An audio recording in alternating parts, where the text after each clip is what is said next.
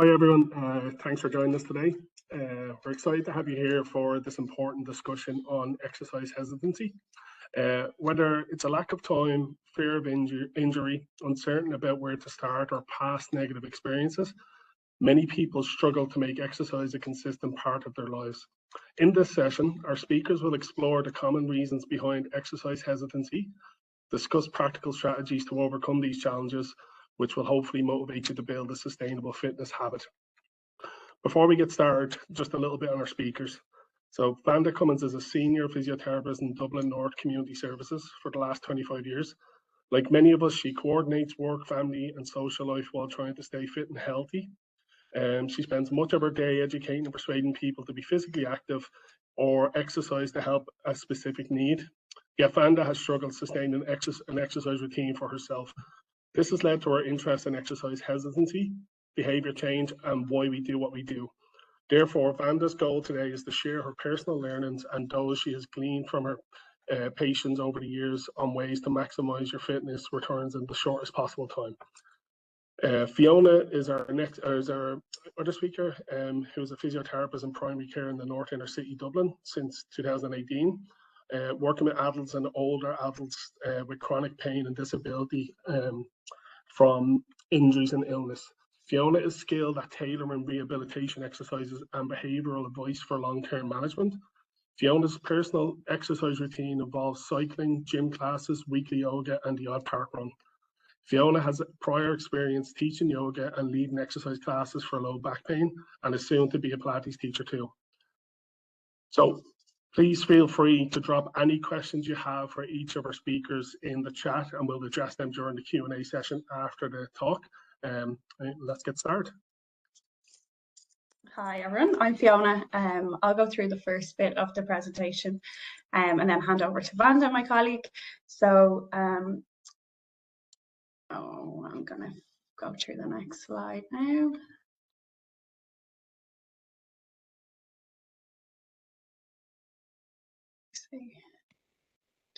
Okay, so the topic today that we'll cover is why is physical activity and exercise important? And then what we mean by physical activity and exercise, because the term exercise means different things to physical activity or movement. We'll cover why is it so difficult for some people to exercise, what are common barriers for not engaging in physical activity. We'll go through a lot of staff stories and hopefully you can identify and get some motivations for yourself from these little case studies. And then just we'll close up with some general tips to get motivated, keep motivated, and just build it into your day if time is an issue for you. So you can see the wheels there. So people will have different motivations in terms of health benefits or keeping a good thing going, just participating in the exercise, and then some people like to have the knowledge behind it and know why they're doing it. So see where you fall in that. So the values of being active, we have just for improving quality of life really and reducing the burden of disease. So if you have these diseases or you don't and you want to reduce your risk of getting them, kind of aiming towards the guidelines for physical activity is really important. So if you look at the diabetes, like your risk of getting diabetes is about 40% lower. Joint and back pain is like much less, and colon cancer, breast cancer can be reduced by 20%. Other things like obesity, anxiety, cognitive decline, all improve the quality of life with being physically active. Okay, so we have to then talk about the opposite of physical activity, which is sedentary behavior, which is something that we should measure in ourselves as well as being active. There's no point in spending 1 hour in the gym and then sitting for 18 hours a day as well. So these are some of the risks of sitting too much. And it's kind of the opposite, it's reverse, but just your physical function can reduce to earlier in your life if your behaviours are more sedentary and sitting and just being in a static posture for a long time. And I know this webinar is aimed at staff, so just see what your day is like, because if you have to sit more for getting work done, then you'll have to go about physical activity in a slightly different way than if you're on your feet or exercising as part of your job, which some staff members would fit into. And unfortunately, with the physical activity, Ireland falls really, it rates really poorly in the European stats. So we are, for the burden of disease for heart disease, physical activity counts for the burden of disease for coronary heart disease 6%, and Ireland is at 8%. For diabetes, physical activity can count for 10% of the disease, versus Europe is 6%, and Ireland, it's the same with breast cancer, colon cancer, where we just rate really poorly in terms of if you have the disease, that it's increased time in hospital and increased demands on the health service. So yeah, it's not to make anyone really afraid, but I think sometimes fear can be a little bit of a motivator as well. So the next slide, if you look at the blue line, that's if physical activity is not part of your lifestyle in general, and the green line is if you keep physical activity as part of your lifestyle. So as you go through early life, adult life, older life, that you could stay a little bit out of the disability threshold. So being dependent, so just promoting independence really. So you can see, unfortunately, women fall a little bit lower. So our muscle mass and bone strength and everything reduces earlier than men, but it's about 45 years old. And a lot of things through your lifespan can affect that. So we talk about lifespan versus health span. So as you get older, still have responsibilities, caring duties, want to be able to enjoy your retirement if you're close to retirement, unlike me, unfortunately, and just reduce the rate of hospital admissions. So yeah, keeping yourself on that blue line, so you're keeping physical activity as part of your lifestyle. So it's basically, yeah, quality of life, and unfortunately it just it accelerates with disuse and sedentary behaviours. So it's normal to have a 1 to 2% decline in strength as you age, but we can kind of slow that down a little bit by keeping your muscles and your bones strong, keeping your balance good. Yeah, just a note on muscle wasting, in case that was too negative. So this is the pictures on the right side of your screen. In case you say I'm too old, I can't do it. If you look, the 40-year-old triathlete, the kind of white bit is the leg bone, the femur bone, and then the grey bit is the muscle tissue. And then the 70-year-old sedentary person, the white bit in the middle is the bone, then the darker grey bit is the muscle, and then the adipose tissue is the fat that surrounds that muscle. And you can see the muscle. So if you think about it like a cut of meat, that you don't, like, all the fatty infiltrates come into the muscle if you're sedentary, so that your muscle is less effective. So but the last picture then is a 70-year-old triathlete, so that is somebody who exercises very regularly and keeps their muscles strong as they age. So it's not too old, you're never too old to exercise, and if you go through a period of illness or inactivity, you can regain it. So it's not just lost forever. once you start something, then you can kind of build on it and improve it. So yeah, we call it sarcopenia. So flesh poverty it's known as, so just the way that muscle is in the middle picture. So yeah, you have more to gain if you have a setback or a relapse. Yeah, and just like bed rest is the same if you're ill for any reason. Okay, so what we're aiming for at a minimum is, so on the left is the strengthening exercises, and on the right is the aerobic exercise. So we'll go into a bit more detail on both of these types of exercise in a minute. The strength should be done 2 days a week, and the aerobic should be done spread out throughout the rest of the week. So the guidelines changed last year, I think, from 150 minutes as a minimum over the week to 300 minutes.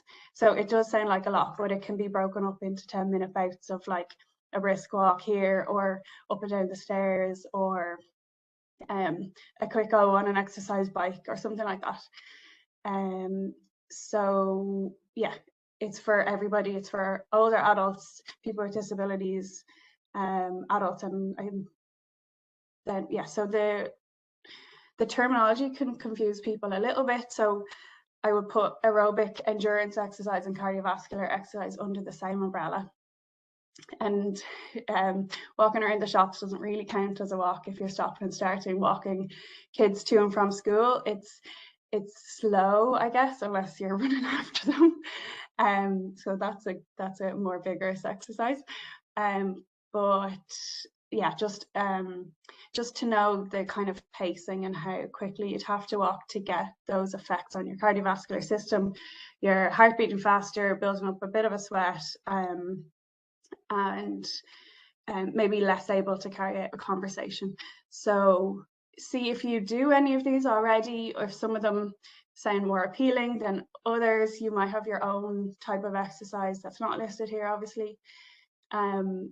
So yeah, just I think the vigorous, like it's much rarer to engage in vigorous cardiovascular exercise unless you're kind of sporty, let's say, which like if you're on this webinar, I'm sure it's more of a barrier. Maybe you don't label yourself as sporty, so like gardening, or like an aerobics class, like hill walking, even with a group of people, is would count as vigorous if you had to carry your a backpack. Yeah, so let me see.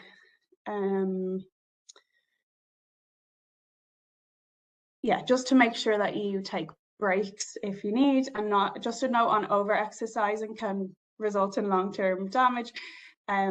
So if you feel like you're over exercising, maybe get advice from a medical professional, but it is safe and recommended for the majority of people. So we will talk about the talk test.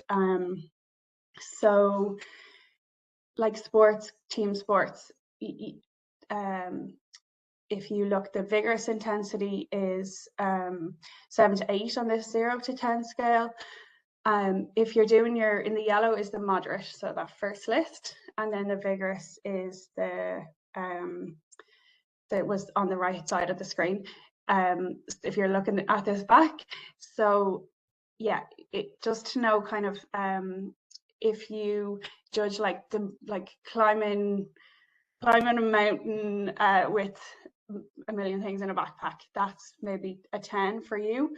But a 10 could be like is the maximum that you can possibly think of, like in terms of you'd be flat out. Like some people, it's literally, it could be the smallest thing, like even I'm thinking of patients walking up the Summerhill hill, Buckingham Street, that's like their 10 sometimes. So see where you fall in terms of that 0 to 10, and just push yourself a little bit so that you feel that you are getting that little bit out of breath, and that you couldn't keep up a conversation. So the moderate, you can keep a conversation, but you couldn't sing. And then vigorous is you can just have you could say a couple of words, but you wouldn't have the breath to keep a conversation. So that's kind of how you know a little self-test.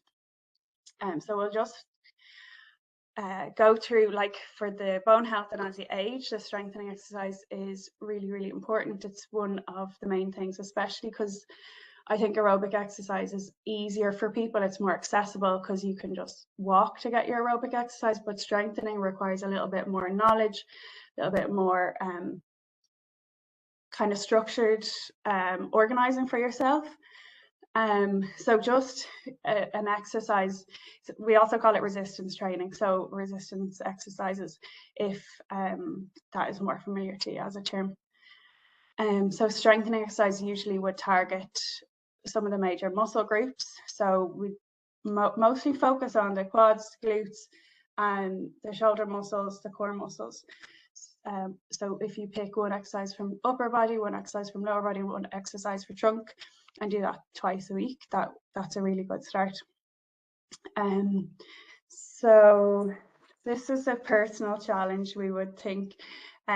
So one of the kind of, or just to go back, the types of exercise, if like standing and squatting, so bending down, standing up, lifting and lowering, and then pushing and pulling. So they're very functional, and you can link them into like pushing a lawnmower. So if you do that action with the weight, if you're like doing lying down, lifting the weight up over your head, that's a kind of the same action. Or if you had to pick something up off the ground, it's like a squat. So it's the same action, but just built into an exercise, adding the resistance, which is like in the form of a dumbbell or 2 bottles of water or something like that. So stand, squat, lifting something, lowering something, and then pushing or pulling for the upper body. So if you are wondering where you fit in terms of your strength, it might tell you a little bit more about your baseline, where your starting point is. So this one on the left, standing up without your arms, people think, yeah, of course I can do that, but it's actually a little bit harder than you would think. So if you want to do it now, if you have the space, try to cross your arms over your chest and see, are you able to stand up? Like, how much effort does it take you to push yourself up and stand up straight from a chair? And it depends, obviously, the height of the chair. If you want a little bit more of a challenge, sit down on one of the low little chairs or a stool. And then it's easier if you, I guess, if your legs are a little bit shorter and you're sitting on a higher chair, it's easier. But doing that on repeat as an exercise is great for your leg muscles and your low back as well. So if you want a bit more of a challenge, standing up and sitting down without using your hands or your knees. I think it was, some of these are kind of done with Operation Transformation as well. If you can get yourself onto the floor, firstly maybe use a chair and then stand back up. So it depends on your hip flexibility. It can tell you a lot about your ankles, your knees, your hips, your back, how much you depend on your arms for things. You might need to put a cushion down if you're trying that. Just make sure you do have a chair in case you need a bit of help to get back up. It is linked with longevity and a health span versus lifespan, so a longer life with better quality. Balance challenge, then a self-test is just like a dynamic movement, standing on one leg with your with not holding on to anything, brushing your teeth. So you're just a little challenge to your balance. So you can build this up over time. The physical activity in Ireland, just a quick note on the stats, like only 46% of Irish people do get those minimal guidelines. So you're not alone. Most people don't get it. So everyone's in the same boat, really. Unfortunately, women are a little bit worse at being physically active. And it's usually time is a barrier, which is reported. That women report looking after family as a barrier, and physical injury or disability can be a barrier, and then I'm just too busy working. Okay, so have a little moment to reflect to yourself and like why aren't you meeting the guidelines? Maybe you are, but if you're on this webinar, just see if there's any reasons. If you don't like it, why don't you be active at work, socially, or at home?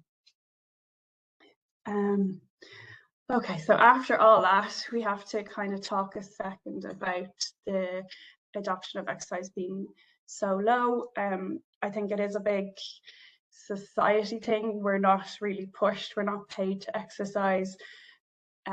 Big pharmaceutical companies have more money. Where nobody's like pushing exercise on you. So unfortunately, it's up to yourself, but also things like this and doing things at work can make a big difference. And just the social norms of some areas it's not just part of society. So just have a check and see what's your culture at work, wherever you are. Do you eat at your desk? Are you just sitting all the time? And then the picture there of Leo Varadkar hitting newspapers. So if you saw something like that, what's your first thoughts?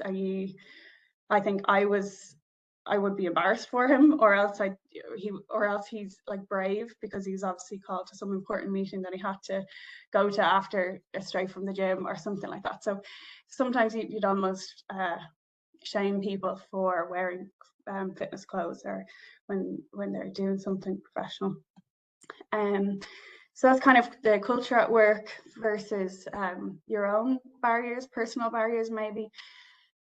Comparing yourself to, if it's in a group setting or gym setting, comparing yourself to others, feeling new to it, not knowing what to do, not liking looking in the mirror at yourself. There's so many different reasons. The weather obviously in Ireland plays a part. Or just being too weak or too inflexible or whatever. So yeah, we all have different reasons. Yeah, so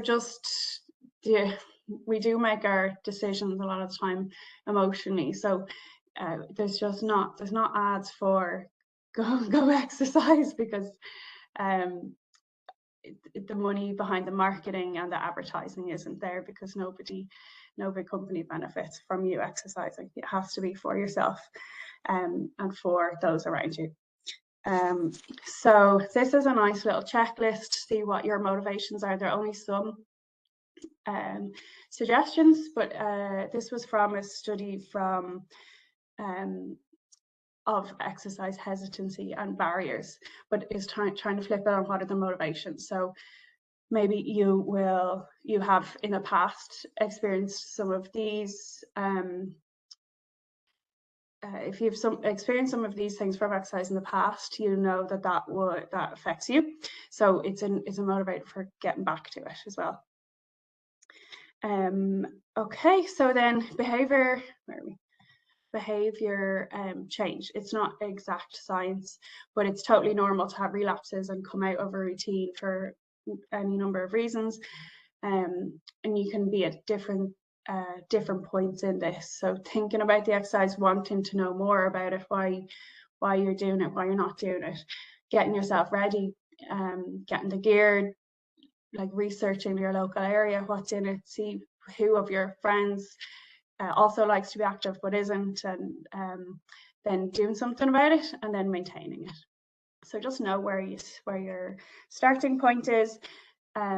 If you find exercise boring, just measure it, and you can say, okay, I did that 5 times, I'm going to do it 7 times next. And now that's my piece all done.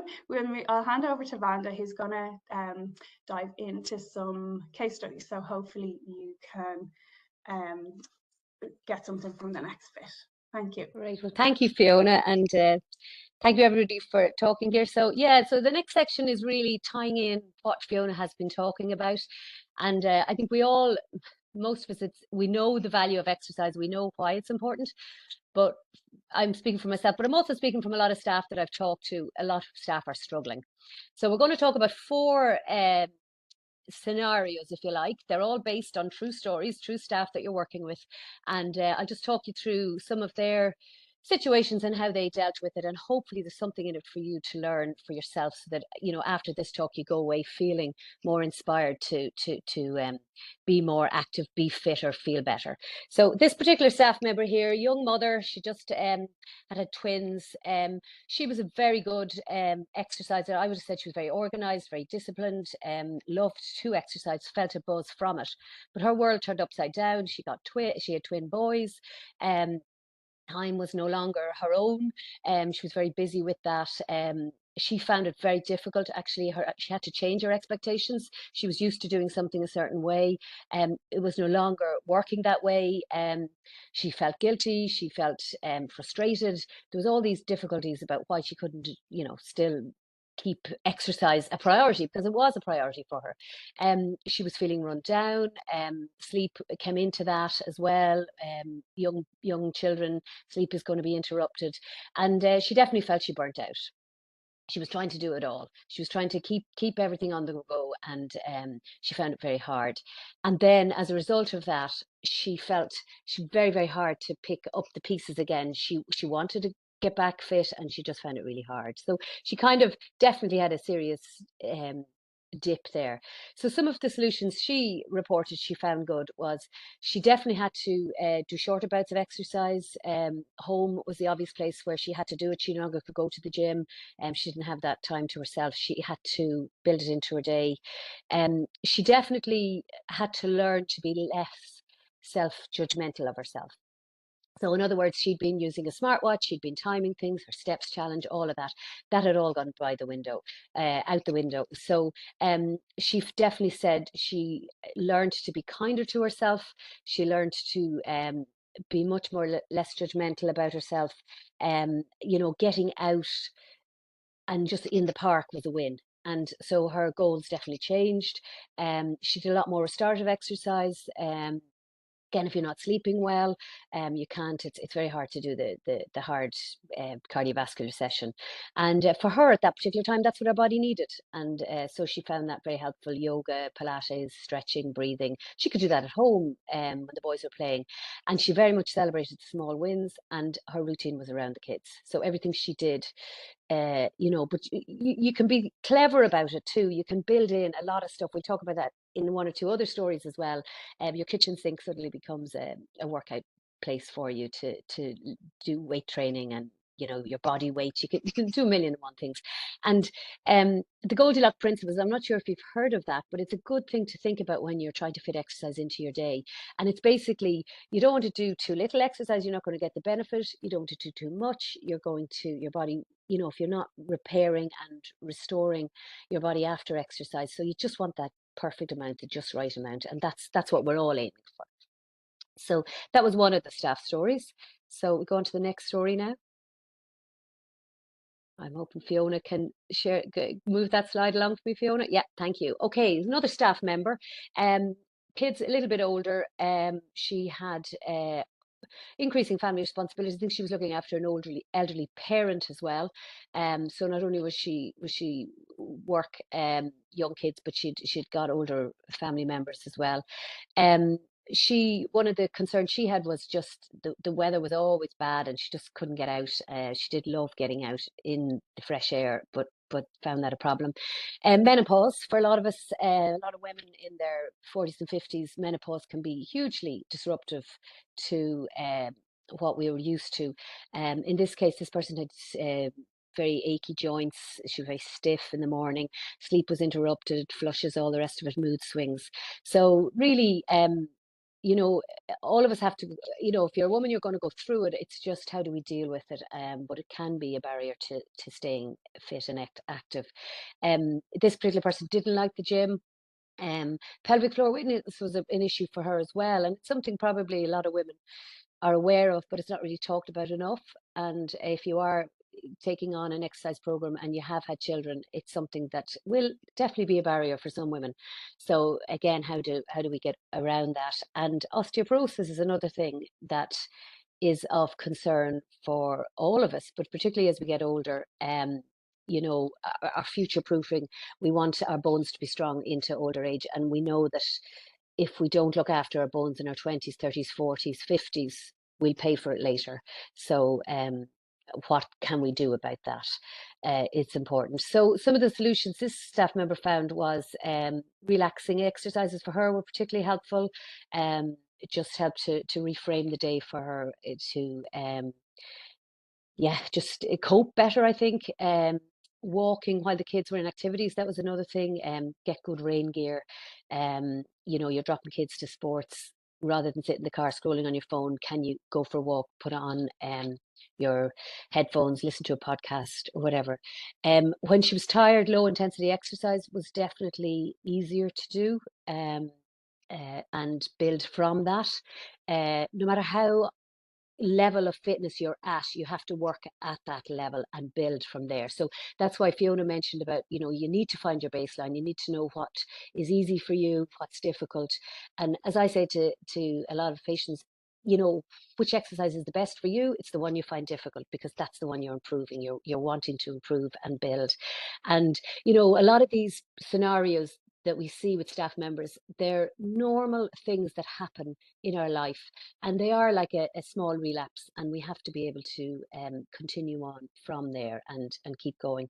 So this particular staff member found the app called Squeezy particularly good. It builds in routine pelvic floor exercises into your day. The app gives you little reminders. It's a nice way to keep track of it. It can work really well, and there's loads of those kind of apps out there. Loads of you need to find a trigger. You need to find something to remind you to do it. So that helped. And then obviously for the bone health, learning about impact exercise and resistance exercises. And you can do those anywhere. The example there of somebody using their body weight on the kitchen counter for resistance is very good. There's a push, there's a pull there. You can do squats and lunges, lift and lower your body weight. You don't need to do many of them. You just do a few till you really feel the muscles in your body working. You do need to feel muscle working to get an effect. There is no problem with your muscles being sore the day afterwards. We don't like pain, but soreness will tell us that our muscles are actually building. There's mitochondria in our muscles that we need to build, and so that's our energy cells. So it's all linked. Our energy will come up if we build muscle. So the two are connected. The little image there was the stairs. This person used the stairs to help them. So have you tried things at home, like trying to go up the stairs 2 steps at a time? It actually requires a good bit of strength in your legs, twisting, going sideways, alternating, maybe going up the stairs a little bit faster, hopping up the stairs. There's one now for impact. So again, you don't need any fancy equipment. You don't need to go to the gym. You have it at home. You just need to think about it and use it that way. So that I thought that was quite a good story for using your imagination and being creative and seeing what's around you and what you can do. So just the next story then was a younger staff member. Fiona goes on to that one. Yeah. So this was a younger staff member who also was moving house. I think it was exciting to get her own apartment. But with that, there was fewer parks in the area, so it was a new location. And actually living in an apartment, she definitely had less living space. So that was a bit of a challenge for her. She had a recent family bereavement, so her mood was down, her emotions were upset, and that was definitely affecting her routine. Sleep was just for her at that time a bit of an issue. She was trying to juggle full-time work, and she was going on an active holiday, and that felt stressful to her because she had had so much going on in her life. There was the stress of peer pressure and being able to, you know, take part in all these exercises that were planned. And just when you're feeling low, there is a risk of maybe that's the time when you're going to get more injuries. So it is something to be aware of, and definitely this person had that concern. So some of their solutions was they did join the gym in their new location. Again, they found a local gym. It was good socially, get to meet people and just get into a routine again. They found the aerobic exercise really helpful for them. It released endorphins, cleared their mental health, improved their mental health, clear their head. And I think we need to think about that very much as well when we are looking at being physically active, how important our mental health is and how our emotions and all of that is linked. And one absolutely affects the other. So when you're physically active, you're going to feel better in your mental health. And conversely, when you're not feeling great mentally, you're probably not wanting to be more physically active. But we have to, the two work together, and one will benefit the other, and we should be thinking that way as well. She found meeting her friends for activities good. It gave her a bit of an incentive, a bit of motivation. She felt a bit of a nudge really helped her. Sleep, again, for a lot of us, it can be a problem at certain times, and sleep hygiene practices are very important. You can look up what they are, but it's basically get your environment right, get the temperature of the room right, the lighting, before you go to bed, maybe switch off TV, smartphones, all those kind of things. Just, look after yourself, be kind, prioritize your health, your well-being, and then it makes it all so much better. In this particular instance too, she found to fit in with her schedule, the early morning classes suited her best. So again, you have to find a time that suits you and that will fit into your day and not stress you out further. It's very important that when we look at physical activity, we need to feel good after it, restored, better, maybe not initially if you're huffing and puffing, but you do definitely you want to get that buzz from it. And then, very clever in this case, she bought one of these weighted vests. It just suited her. It meant she was getting the resistance training while she was out for a walk or running. And again, you're combining two things when you're short of time, and it worked very well. So using equipment is very important for us as well. So the last staff story then was one that I'm sure we've all know people, staff members. It's just two staff members in my local area, and they'd had a sudden illness. In this case, they both had cancer diagnoses. It absolutely rocked their world. Every routine that they had went out the window. They really found it stressful. And one of the things one person thought of was very interesting. She said, you should all these hospital appointments, all this new stuff, you have to do this, you have to go there. Exercise was never mentioned. And now, having come through it, she realizes the value of exercise and how important it was to help her. But it wasn't discussed. So it's just something to think about. Yes, your world is upside down, but we do know exercise can help people really get through difficult situations. And so it needs to be prioritized by the person going through it, but by people supporting her as well. And we don't have to, the language we use is very important. Sometimes some of us think of exercise as being sweating and, huff and puff and being uncomfortable and everything. It doesn't have to be that. That's one type of exercise. We also have restorative exercise, stretching, breathing, relaxation. So that's really important as well. And there's times in our life when that's the focus, and particularly in this case, dealing with stressful situations. So both these people said to me they had an awful fear of injury and exercising and how to know what to do and would they hurt themselves further and all of that. So that's a problem. Fear of infection is something in this case as well. This person was afraid to go out into groups, go to gyms and stuff in case she picked up something because her immune system was lower. So again, these are all barriers to getting us active, and obviously routine disrupted. So the solutions in this case, lots of relaxation exercises built into their day, no matter where they were. And that's lovely. Breath work, we always have our breathing with us. So we just should be able to switch into, no matter how stressed we feel, no matter what we're doing, we should be using our breathing to help us cope and manage and function. Stress management courses, the HSE run those. Both staff members said they found those very good, got them through. They did a lot of self-learning. It really helped them to understand their issues they were going through. Podcasts and music are a wonderful way to exercise. And, if you haven't use them already, I recommend them. Get your favorite playlists, find some really interesting podcasts, and you'll just keep walking because you'll be so interested in the podcast. So one of the staff members said as well, they were quite tired, but they like to potter and keep moving around little and often, sit less, move more, all of that kind of thing. And for her, housework gave her a real sense of achievement. So, you are lifting, bending, twisting, reaching.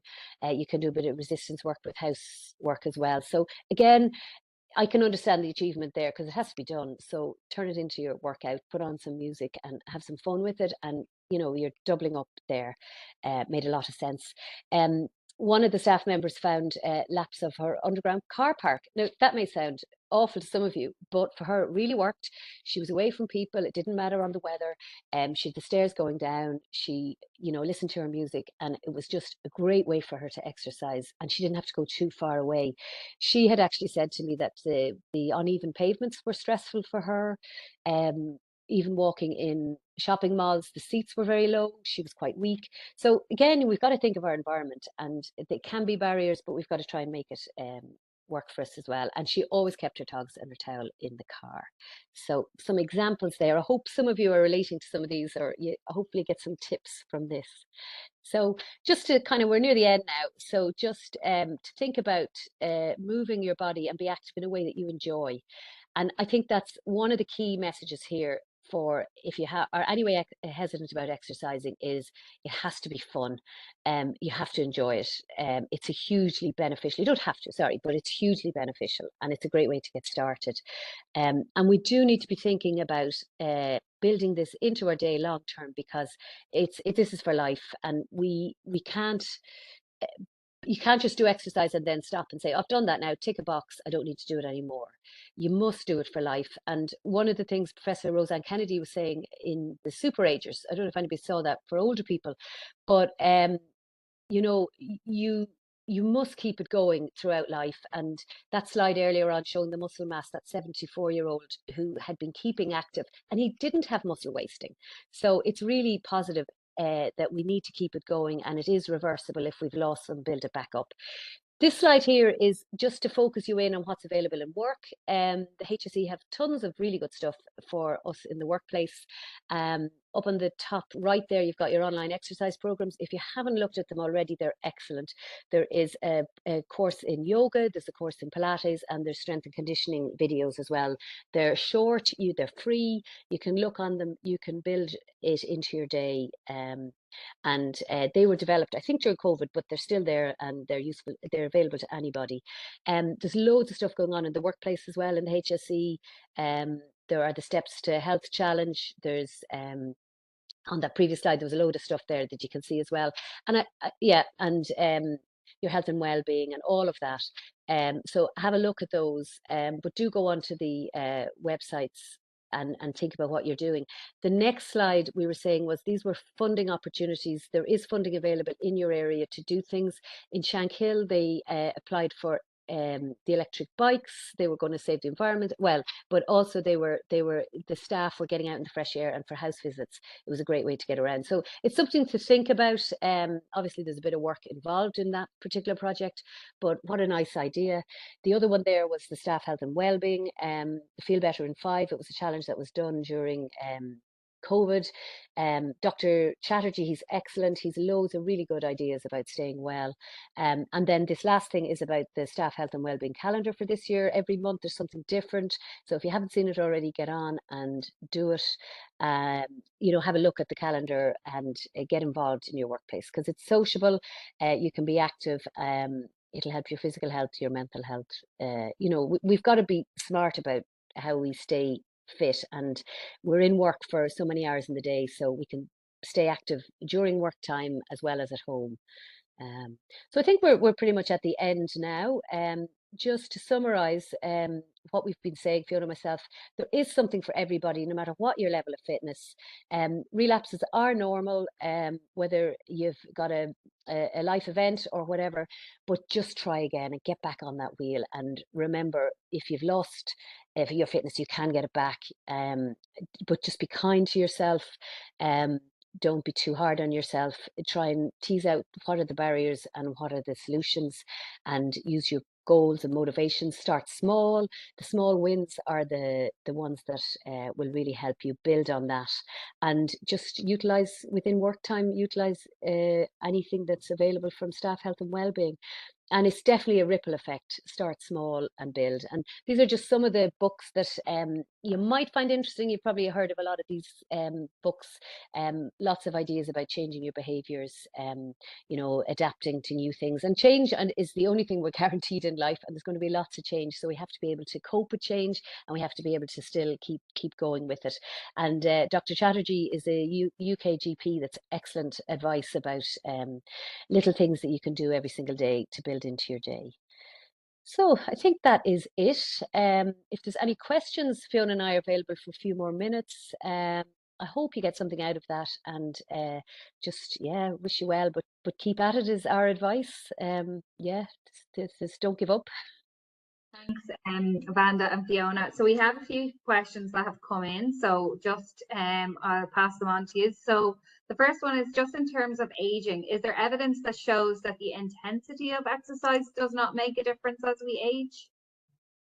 There is evidence that it does make a difference. So we do need to get the right dosage. And for our strength and for our balance, in particular as we age, there's two of the key things.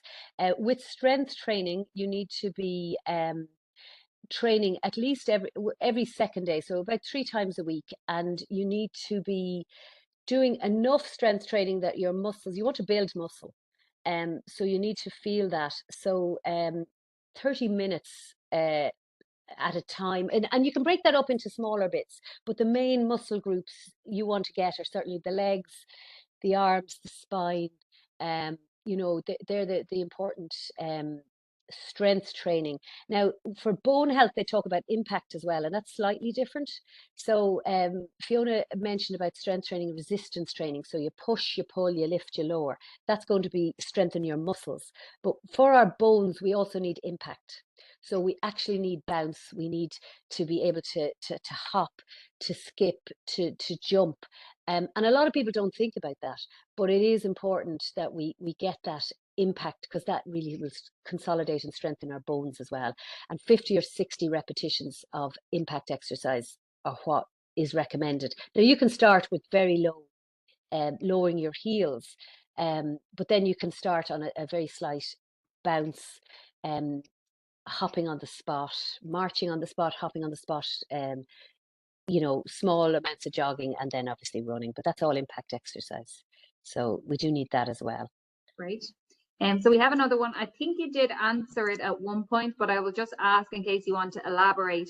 Somebody is just wondering what is meant by restorative exercise. So restorative exercise is a good term. It really means our body needs to repair itself. So after we've had a tough workout, our muscles will break down and repair. So but that leads to muscle soreness. So the classic example is somebody who wants to train for a marathon, and they go and they run something new, and they haven't done it in a long time, and they can hardly walk the next day. So that is your muscle soreness, and it's delayed onset muscle soreness. So restorative exercise is being able to reduce that level of a bit of soreness is no harm. It means we are building muscle, and we're not saying it's wrong, but you want to kind of make that as easy as possible. And then also just restorative exercise is when you're mentally drained, when you're exhausted, your body is depleted, getting oxygen into those cells, trying to get the mitochondria stimulated, that they're all restorative exercises. So again, going back to breath work, yoga, Pilates, you want something where you feel good afterwards, both mentally and physically. So that's what I would call restorative exercise. Your body's repairing itself and building and strengthening. Perfect. We just have one final question, and the question is, any tips on how to explore someone else's motivation to exercise when they wouldn't typically see the importance? Where could you start with somebody? So this is a question for somebody wants to help somebody else, and they don't have great motivation, and I think going back to fun, distraction, kind of we shouldn't. I think with exercise, it shouldn't be a chore. It shouldn't be, oh God, I have too many exercises, and you're dreading it. Oh, exercise. Do you know? And unfortunately, sometimes it is portrayed that way, that if it doesn't hurt, it's not helpful. And I don't think that is a helpful way to look at exercise, actually. I think if it's a bit of fun and you're doing it with friends, and I'll give an example. There was a men's shed, and they were trying to get the men fitter and stronger because they were sitting around drinking tea and coffee and just. So they built aeroplanes. I think it was. I'm not sure. I think they were little drones, but the guys, because they were whatever exercise, whatever they were doing, the planes were going out maybe, and then they had to go out, pick them up, bring them back. So there was a huge amount of walking, bending, reaching thing. But the guys didn't realize they were doing any exercise in this because they were so focused on their aeroplanes and the fun around that and who could go faster and everything. But there was a huge amount of exercise built into that. So that was a really, they were getting a double whammy there. So they were having fun, they were doing activity they really liked, and yet they were getting loads and loads of physical activity during it. So I think that's a really easy way to start. I don't know if Fiona has anything to add to that, but you know, keep it fun, keep it, yeah. So you don't even know you're exercising. That'd be my advice. Brilliant. Thanks, Vanda, and thanks, Fiona. That was a really great presentation, and hopefully it was informative for everyone. And hopefully I'll get you back to exercise or start exercising in the near future. And also just to mention that if anyone had a question that they didn't get in the chat or they want to ask something directly to the guys, if you can send an email to myself or Aoife, and we'll get that onto the guys to get a reply for you. And that's us. Thanks again, guys. Take care. Thank you. Thanks, everyone. Bye. Bye-bye.